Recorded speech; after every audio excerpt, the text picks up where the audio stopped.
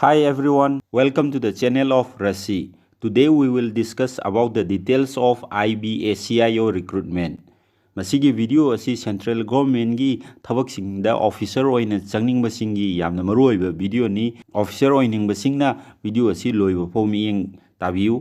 ACIO hairiba post asi intelligence bureau gi officer level gi post ni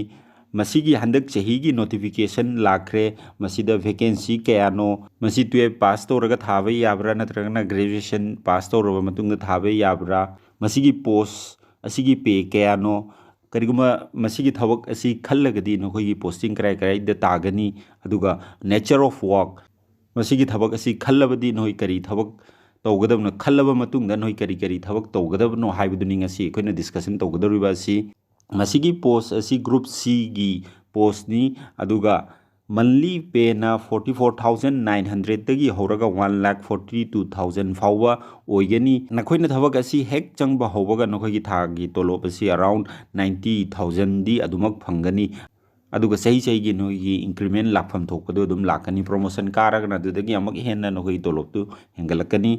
handak chahigi oina total number of vacancies 3,717 ni masi all over India gi vacancy ni masigi exam masigi essential qualification si graduation pass to darkar oi masigi exam asi thage hairagadi desirable qualifications knowledge of computer sungtom tam hodraga su masigi exam asi thabai ai kesu kaide aduga age limit na 18 to 27 years ni SC OBC ST gi age relaxation government gi rule gi hisabna dubak masigi sidasu laigani ACIO gi exam asi tier ahum thokna khaidoi tier 1 tier 2 tier 3 tier 1 da mark chama oigani aduga matamna pung amani tier 1 da subject mangani current affairs general studies mathematics reasoning english subject amada question kun oigani question amagina mark ama sigi exam asida negative marking lay negative marking asi 1:4 ni question mari lan bakanda question amagi mark kakani kariguma na khoina tier 1 asi pass to batarabadi tier 2 gi admit card lakani tier 2 asina total mark 50 gi exam ni aduga total hour na pung amani tier 2 asi english khaktani main oina nakoina karigumba english da nakoi phajana command leiragadi masigi exam tier 2 gi exam asi crack to bai laina crack to ngamgani tier 2 da yawgadoriba si essay yaurokani english comprehension yaurokani duga long answer type question khara yaurokani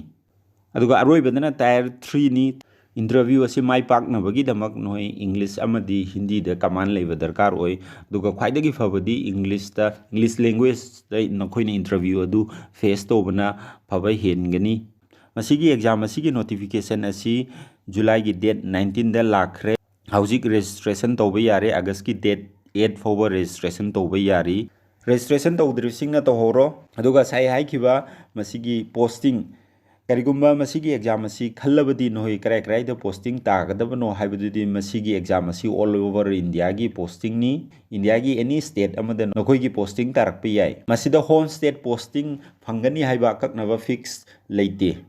aduga nature of work na nakoina thabak asi khallaba matungda nakoina haying tar gudoriba state adugi police ka konana nakoi intelligence ki thabak pangthokpani police ka khusamnaraga pawi pi intelligence ki thabak haibadi nakoina mafam amada masida kari thoi natra kari